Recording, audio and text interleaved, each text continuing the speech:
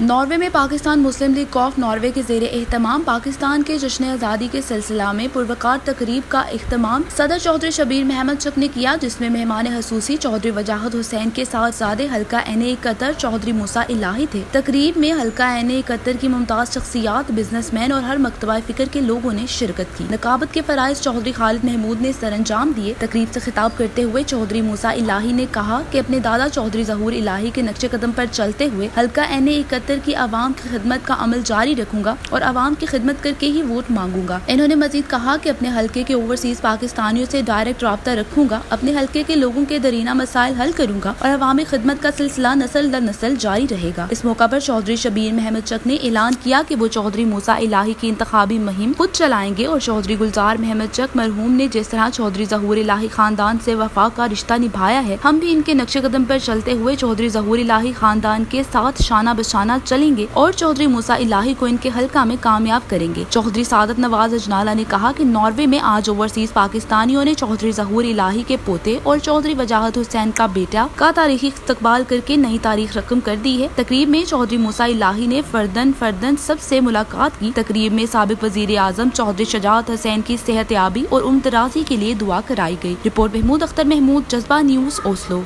Immigration और तारकीने वतन की खबरों से बाखबर रहने के लिए हमारा YouTube चैनल सब्सक्राइब करें और बेल आइकन को क्लिक करें। खूबसूरत इस्लामाबाद की खूबसूरत तरीन बहरिया एनक्लेव में 3, 4 और 5 कमरों के luxury apartments. The Centrium, iconic living,